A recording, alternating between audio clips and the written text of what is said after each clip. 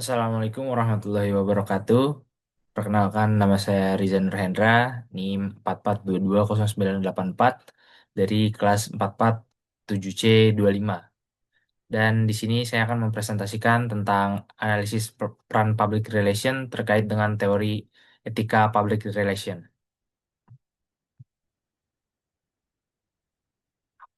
Isu yang saya ambil adalah analisis terhadap kasus Prabowo yang mengakui bahwa komunikasi publik pemerintah kurang optimal selama 150 hari pertama masa kepemimpinannya. Hal ini dapat dilihat melalui teori etika public relation dengan beberapa aspek sebagai berikut. Yang pertama, pengakuan kesalahan dan tanggung jawab personal. Prabowo secara gamblang mengakui adanya kelemahan dalam komunikasi publik di masa awal kepemimpinannya, yang menunjukkan sikap bertanggung jawab secara pribadi. Hal ini sangat sejalan dengan prinsip dasar etika PR, yakni kejujuran dan keterbukaan atau veracity. Yang kedua, gagalnya implementasi komunikasi dua arah yang efektif. Teori komunikasi dalam public relation menekankan pentingnya model komunikasi dua arah yang simetris sebagai cara terbaik untuk menjalin hubungan yang harmonis antara institusi dengan publiknya.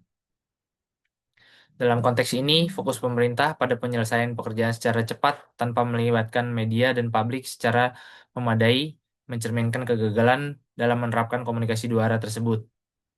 Akibatnya, persepsi publik terhadap pemerintah tidak dapat dikelola secara optimal, yang akhirnya berimbas pada berkurangnya dukungan dan kepercayaan masyarakat. Yang ketiga, ketidaktepatan respons dan kurangnya adaptasi komunikasi. Insiden yang melibatkan Kepala Kantor Komunikasi Presiden, khususnya dalam merespon pengiriman kepala babi kepada jurnalis, menyingkap kurangnya ketelitian dari segi etika komunikasi.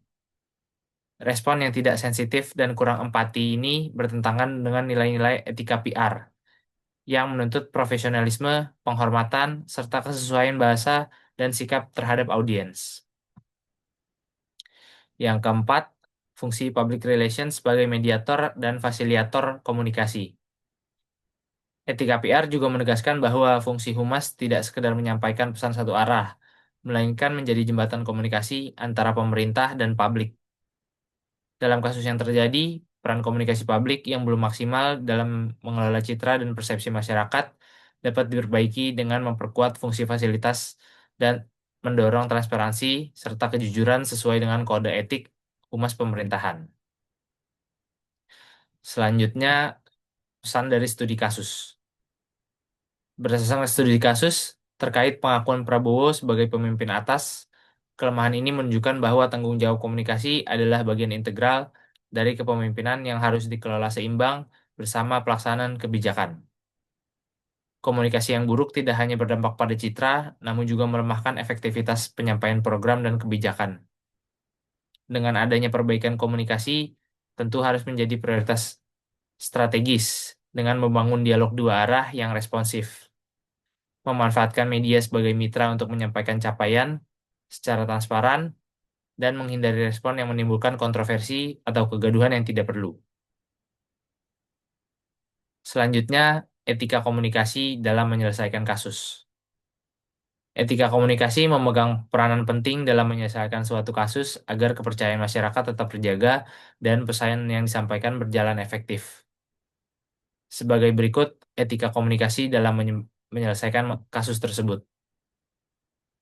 Yang pertama, kejujuran dan transparansi. Pejabat publik harus selalu menyampaikan informasi secara jujur dan terbuka kepada masyarakat. Transparansi ini sangat krusial agar publik memperoleh gambaran yang jelas dan lengkap, sehingga tidak menimbulkan kesalahpahaman atau informasi yang menyesatkan. Selanjutnya, konsistensi dan akuntabilitas. Informasi yang disampaikan perlu konsisten dan dapat dipertanggungjawabkan baik secara moral maupun fakta. Pemerintah dan pejabat wajib bertanggung jawab atas setiap pernyataan, khususnya kepada saat menangani isu-isu yang sensitif. Lanjut, empati dan kepekaan. Pada kasus tersebut, sangat penting bagi komunikator untuk menunjukkan empati serta kepekaan terhadap kondisi dan perasaan masyarakat yang berdampak.